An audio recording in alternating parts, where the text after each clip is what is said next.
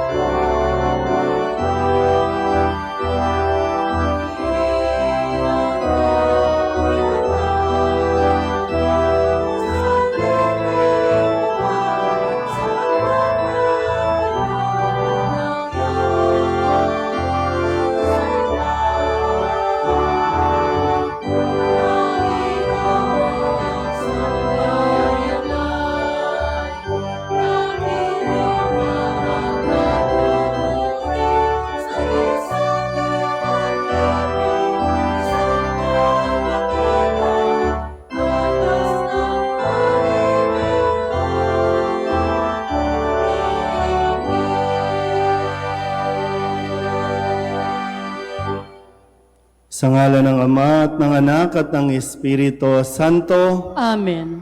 sumainyo ang Panginoon. At sumayo rin. Ngayon po ay pinagdiriwang natin ang dakilang kapistahan ng pagbibinyag kay Jesus. Mga kapatid, aminin natin ang ating mga kasalanan upang tayo'y maging marapat gumanap sa banal na pagdiriwang. Inaamin ko sa makapangyarihang Diyos at sa inyo mga kapatid, na lubha akong nagkasala sa isip, sa salita at sa gawa, at sa aking pagkukulang. Kaya isinasamo ko sa mahal na Birheng Maria, sa lahat ng mga anghel at mga banal, at sa inyo mga kapatid, na ako'y panalangin sa Panginoong ating Diyos. Kawaan tayo na makapangyarihang Diyos, patawarin tayo sa ating mga kasalanan, at patnubayan tayo sa buhay na walang hanggan. Amen.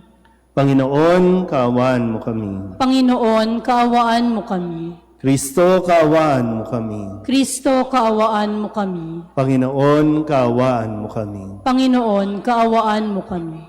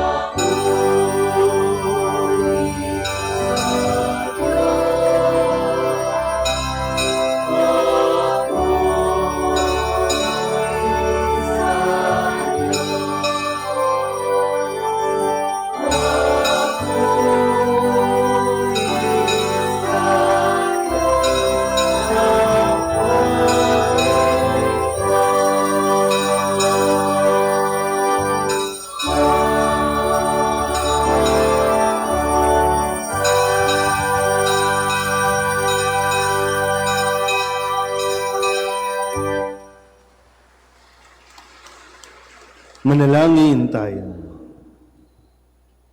Ama naming makapangyarihan, nagpakita bilang taong katulad namin ang iyong anak. Sa pamamagitan niyang naging aming kawangis, kami naway maging kanyang kaparis, kasama mo at ng Espiritu Santo, magpasawalang hanggan. Amen. Inilalarawan ni Isaías ang pagtawag, misyon at paghihirap ng lingkod ng Diyos na isusugol upang iligtas ang sambayanan. Pagbasa mula sa aklat ni Propeta Isaías. Sinabi ng Panginoon, "Ito ang lingkod ko na aking itataas, na aking pinili at kinalulugdan. Ibubuhos ko sa kanya ang aking espiritu, at sa mga bansa ay siya ang magpapairal ng katarungan.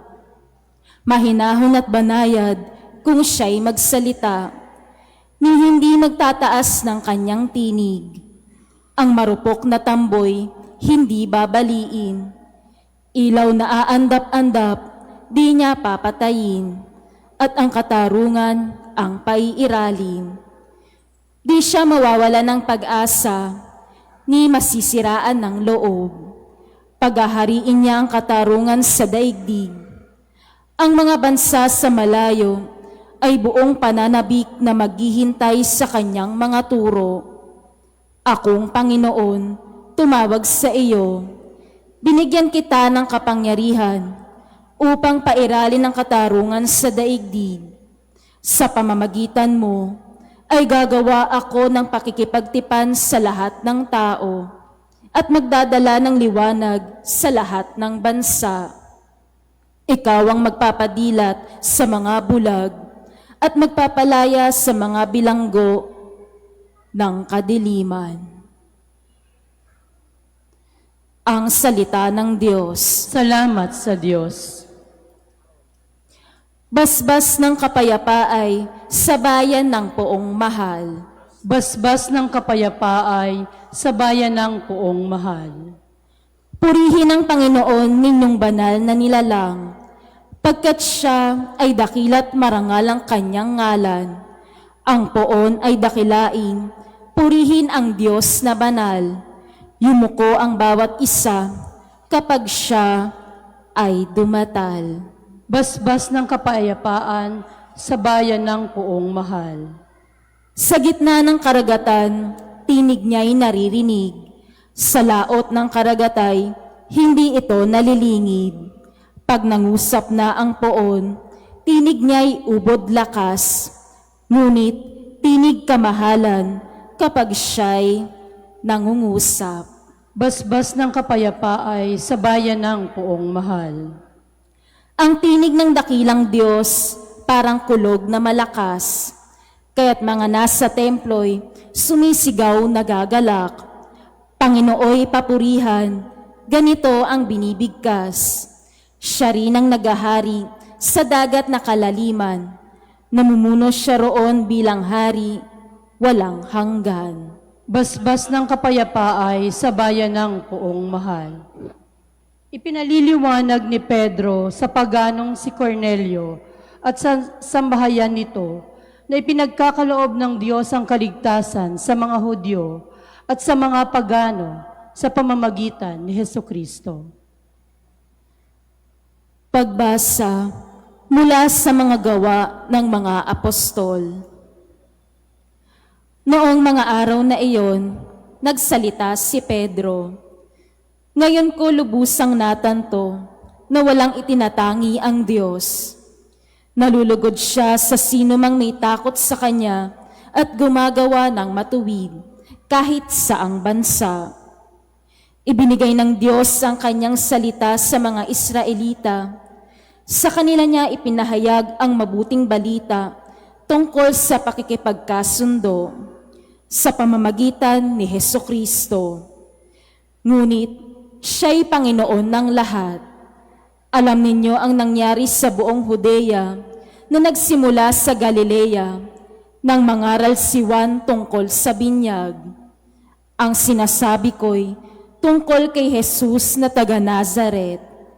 Ipinagkaloob sa kanya ng Diyos ang Espiritu Santo at ang kapangyarihan bilang katunayan na siya nga ang hinirang.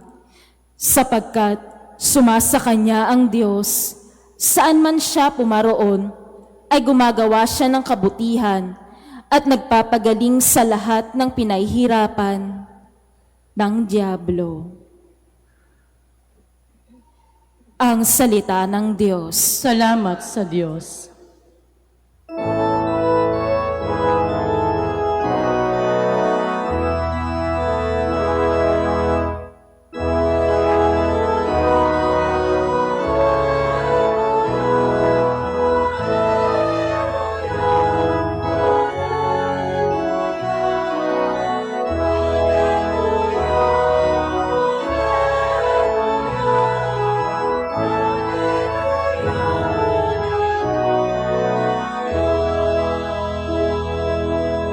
Nagsalita ang Diyos Ama, ang anak kong sinisinta ay narito, dinggin ninyo siya.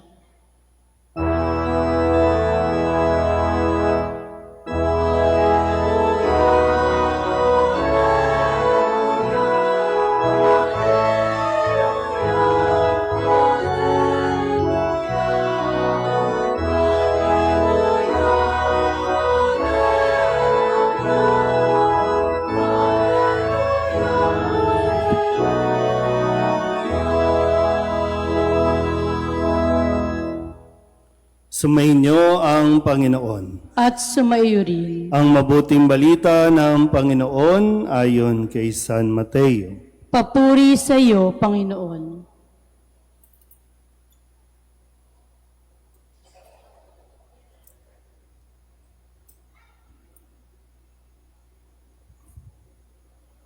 Noong panahong iyon, si Jesus ay dumating sa Jordan mula sa Galilea at lumapit kay Juan upang pabinyag. Sinansala siya ni Juan na ang wika, "Ako po ang dapat binyagan ninyo, at kayo pa ang lumalapit sa akin." Ngunit tinugon siya ni Jesus, "Hayaan mo itong mangyari ngayon, sapagkat ito ang nararapat nating gawin upang matupad ang kalooban ng Diyos." At pumayag si Juan. Nang mabinyagan si Jesus, umahon siya sa tubig, nabuksan ang langit at nakita niya ang Espiritu ng Diyos. Bumababa sa kanya, gaya ng isang kalapati, at isang tinig mula sa langit ang nagsabi, "Ito ang minamahal kong anak na lubos kong kinalulugdan." Ang mabuting balita ng Panginoon. Pinupuri ka namin, Panginoong Hesukristo. Isang magandang umaga po sa inyong lahat. Palapakan natin ang Panginoon.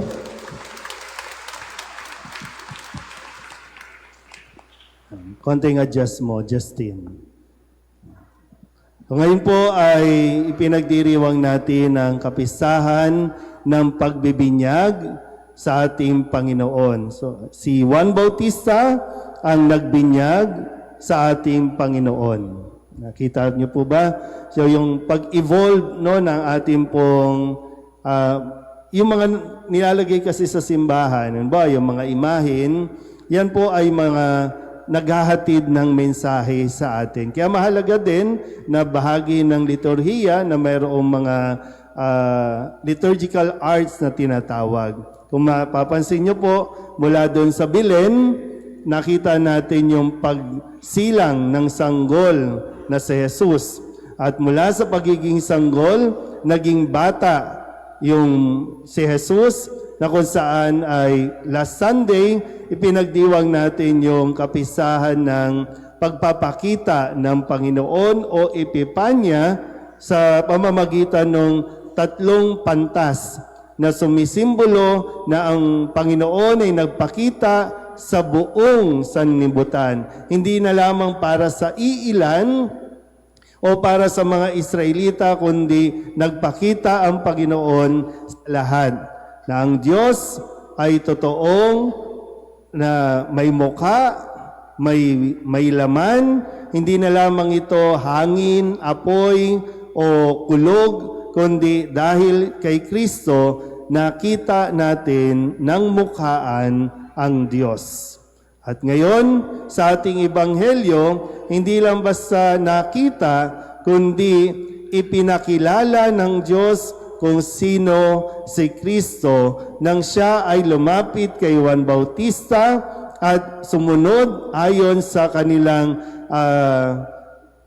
itinuturo, nagpabinyag kay Juan Bautista at nung siya ay binyagan, lumabas ang Espiritu Santo at ang tinig na nagsasabing, "Ito ang aking anak na lubos kong kinalulugdan."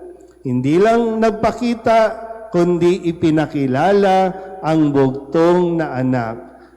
Na ibinigay hindi para magparusa, kundi para maligtas ang tao sa kung sino mang sumampalataya sa Kanya. Kaya, ito yung bago kayo umuwi, pagnilayan muna ng mabuti, tingnan po ninyo ang larawang ito at hayaan ninyong mangusap ito sa iyo. At ano ba ang sinasabi ng ating pagdiriwang na ito sa ngayon?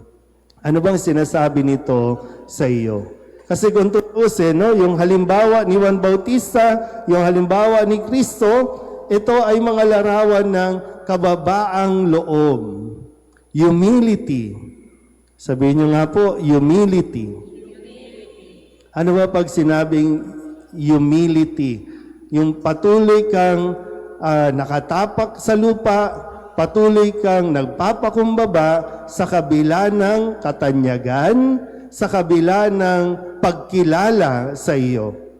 Kasi kung babalikan natin, ipinakilala si Jesus, una ipinakilala ni Juan Bautista, ito ang kordero ng Diyos na nag-aalis ng mga kasalanan. Kasunod niyan, ipinakilala siya mismo ng Diyos, ito ang aking anak, lubos kong kinalulugdan. Pero ano ang ginawa? Pagkatapos ito, i-exit na si Juan Bautista. Walang kung anumang insecurities, walang kung anumang parang threat sa kanya. Kailangan niya ng umatras, kailangan niya ng maglaylo, pasok si Kristo. Siya naman ngayon ang gaganap ng kanyang misyon. Nagampanan na ni Juan Bautista ang kanyang misyon, ngayon si Kristo naman. Si Kristo kahit nasa kanya na ang kataas-taasang pagkilala, pero siya ay nanatiling tagapaglingkod na sumusunod sa kagustuhan ng Ama. Kaya maganda nga paalala ito nitong mga nakalipas na araw, nakalipas na linggo. Marami tayong nasaksihan ng mga tuwang-tuwa kasi lumabas na yung result ng kanilang mga exams. Marami ng bagong lawyers, bagong teacher, bagong nurses. May additional na sa kanilang mga pangalan, Reynante Engineer, Reynante Doctorate, lahat na nandiyan dyan. At ang problema lang, nakakalimutan nga natin na manatili tayong mapagpakumbaba. Habang dumadami ang ating mga nakasunod sa ating pangalan, kahit nga bago sa pangalan at pagkatapos ng pangalan, lumalaki na ang ating ulo. Na nakalimutan natin na ang lahat ng ito ay dahil sa pagkilala ng Diyos sa atin. Pero nakakalimutan nating kilalanin ang Diyos na nagbigay nito sa atin. Diba? Napakaraming tao ang madalas nakakalimot sa puntong ito, sa bahaging ito, na kaya ka binigyan kasi kalakip ng pagkilala ng Panginoon kay Kristo ay yung kanyang misyon at responsibilidad. Kaya pagkatapos ito, tuloy-tuloy na yan si Kristo. Dire-diretso na yan, maghahanap na yan ng kanyang mga alagad, magtatawag na yan ng mga alagad, magpapahayag na yan ng mabuting balita, tutulong na sa mga bulag, mga pilay, mga inaalihan ng demonyo. Hindi niya gagamit. Bakit ko gagawin yan? Anak ako ng Diyos.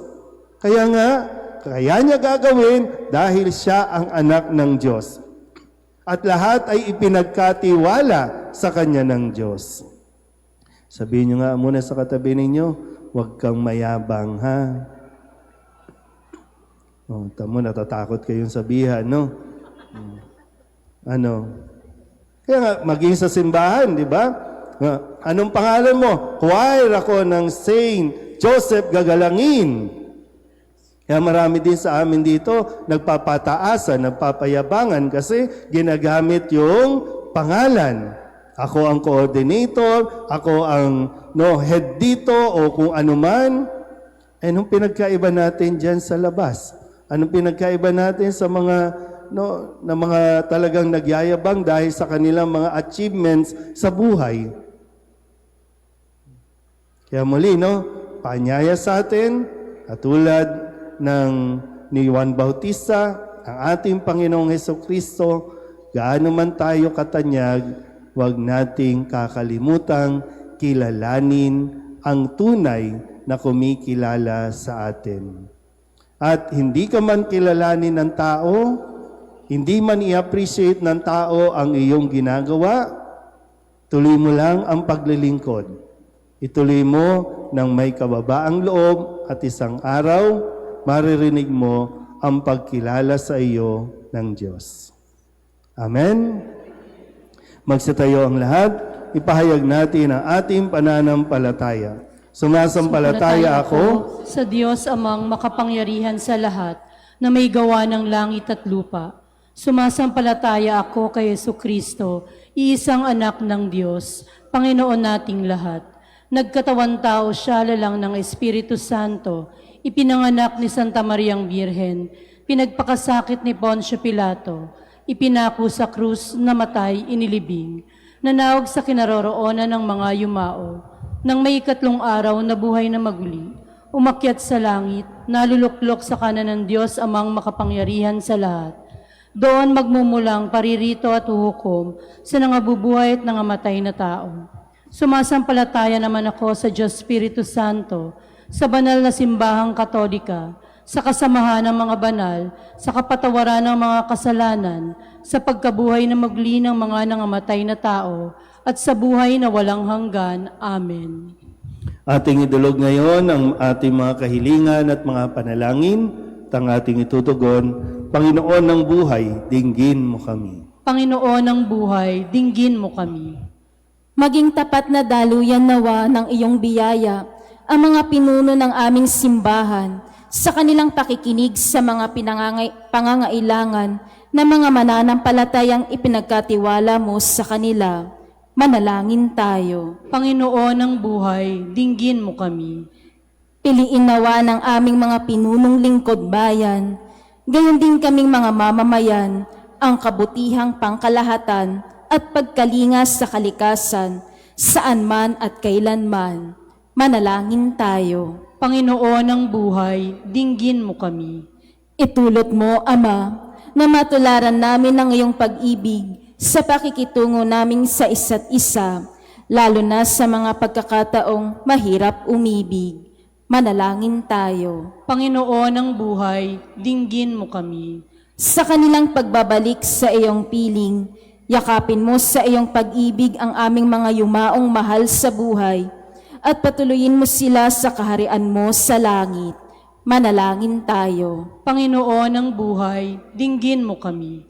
Sa ilang sandali ng katahimikan, ating ipanalangin ang iba pang mga pangangailangan ng ating pamayanan, pati na rin ang ating pansariling kahilingan. Manalangin tayo. Panginoon ng buhay, dinggin mo kami. Ang lahat ng ito iniling namin sa ngalan ni Kristong aming Panginoon. Amen.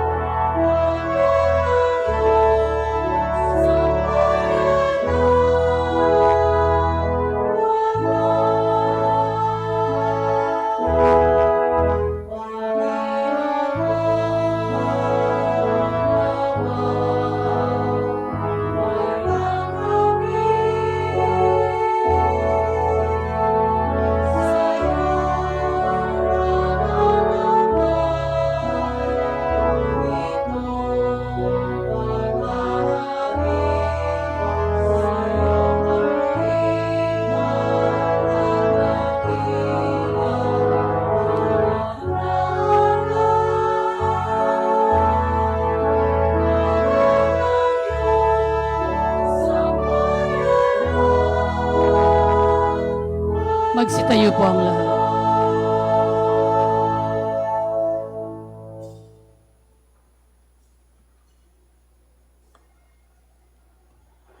Manalangin kayo mga kapatid upang paghahain natin ay kalugdan ng Diyos Amang makapangyarihan. Tanggapin nawa ng Panginoon itong paghahain sa iyong mga kamay, sa kapurihan niya at karangalan, sa ating kapakinabangan at sa buong sambayanan niyang banal. Ama naming lumikha, ngayong ipinagdiriwang ang pagpapahayag ng iyong kinalulugdang anak, tanggapin mo ang aming mga alay upang ito ay maging paghahain ng kanyang mahabaging paghuhugas sa kasalanan namin, sapagkat siya'y kasama mo at ng Espiritu Santo magpasawalang hanggan. Amen. Sumainyo ang Panginoon. At sumaiyo rin. Itaas sa Diyos ang inyong puso at diwa. Itinaas na namin sa Panginoon. Pasalamatan natin ang Panginoong ating Diyos. Marapat na siya ay pasalamatan. Ama naming makapangyarihan, tunay ngang marapat na ikaw ay aming pasalamatan sa pamamagitan ni Jesucristo na aming Panginoon. Ang mga dakilang pahiwatig ng bagong pagsilang ay minarapat mong mahayag sa Ilog Jordan. Dahil sa iyong tinig buhat sa kalangitan, ang pakikipisan ng iyong salita sa sangkatauhan ay aming ngayong sinasampalatayanan. Dahil sa Espiritong sa kanya'y lumukob, nawaring kalapating tagapagtaguyod, tinanghal siyang Mesiyas namin, iyong lingkod, para ihatid ang iyong balitang mga abay itatampok. Kaya kaysa ng mga anghel na nagsisiawit ng papuri sa iyo, na walang humpay sa kalangitan, kami nagbubunyi sa iyong kadakilaan.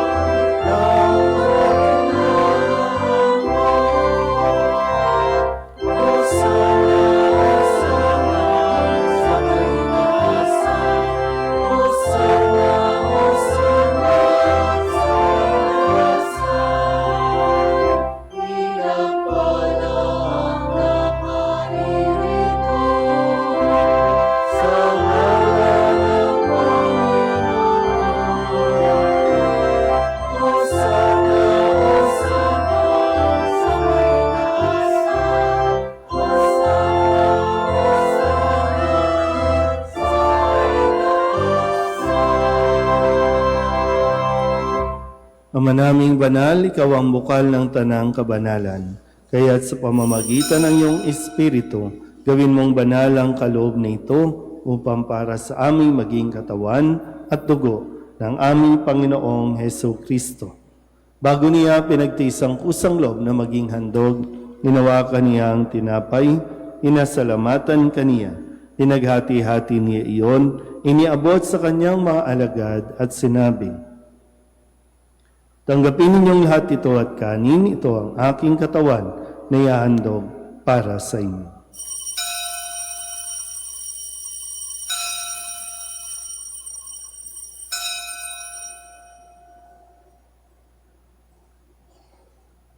Gayun din naman ang matapos ang hapunan, hinawakan niya ang kalis, muli kaniyang pinasalamatan, inabot niya ang kalis sa kanyang mga alagad at sinabi, tanggapin ninyong lahat ito at inumin. Ito ang kalis ng aking dugo, ng bago at walang hanggang tipan. Ang aking dugo na ibubuhos para sa inyo at para sa lahat sa pagpapatawad ng mga kasalanan. Gawin ninyo ito sa pag-alaala sa akin.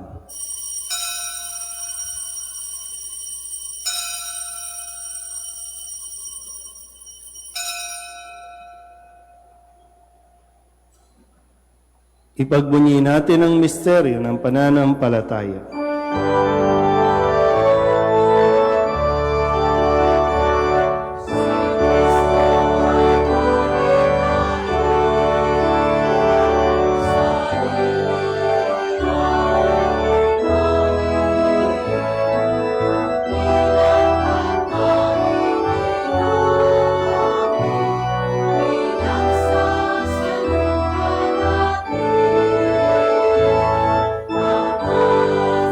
Sa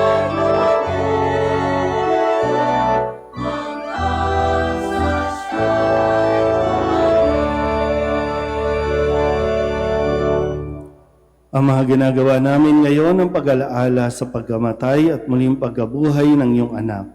Kaya tiniaalay namin sa iyo ang tinapay na nagbibigay buhay at ang kalis na nagkakaloob ng kaligtasan. Kami nagpapasalamat dahil kami iyong minarapat na tumayo sa harap mo para maglingkod sa iyo. Sinasamo namin kami magsasalo-salo sa katawan at dugo ni Kristo ay mabuklod sa pagkakaisa sa pamamagitan ng Espiritu Santo. Amalingapin mo ang iyong simbahang laganap sa buong daigdig. Puspusin mo kami sa pag-ibig kaysa ni Leon na aming Papa at ni Jose na aming Obispo at ng Tanang Kaparian. Alalahanin mo rin ang mga kapatid naming nahimlay na may pag-asang sila'y muling mabubuhay, gayon din ang lahat ng mga pumanaw. Kawaan mo sila at patuloyin sa iyong kaliwanagan. Kawaan mo at pagindapating kaming lahat na makasalo sa iyong buhay na walang wakas. Kaysa ng mahal na Birheng Maria na Ina ng Diyos, ng kabiyak ng puso niyang si San Jose. Kaysa ng mga apostol at ng lahat ng mga banal na namuhay dito sa daigdig ng kalugod-lugod sa iyo, may pagdiwang nawa namin ang papupuri sa ikararangal mo sa pamamagitan ng iyong anak na aming Panginoong Hesukristo. Sa pamamagitan ni Kristo, kasama niya at sa Kanya, ang lahat ng parangal at papuri ay sa iyo, Diyos amang makapangyarihan, kasama ng Espiritu Santo, magpasawalang hanggan.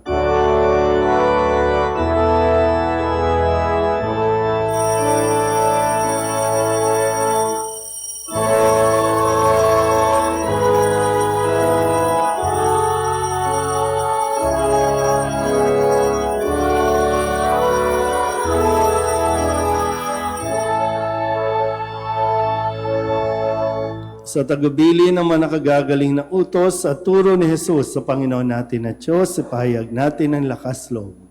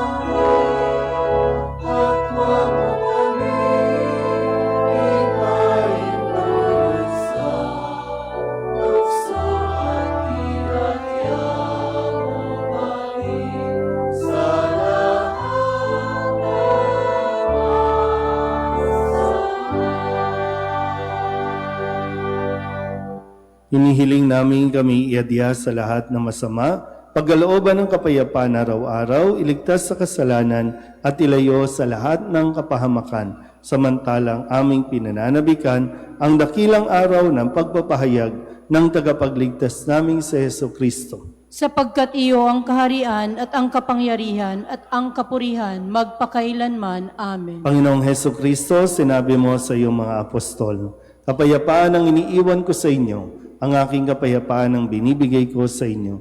Tunghayan mo ang aming pananampalataya at huwag ang aming mga pagkakasala. Pagkalooban mo kami ng kapayapaan at pagkakaisa ayon sa iyong kalooban, sama ng Espiritu Santo, magpasawalang hanggan. Amen. Ang kapayapaan ng Panginoon ay laging sumainyo. At sumayo rin. Magbigayan tayo ng kapayapaan sa isa't isa.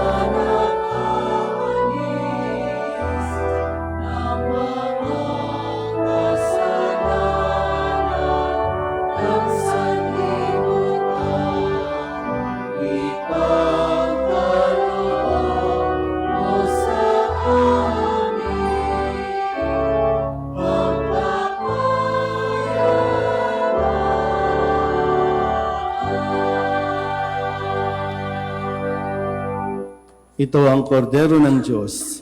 Ito ang nag-aalis ng kasalanan ng sanlibutan. Mapalad ang mga inaanyayahan sa kanyang piging.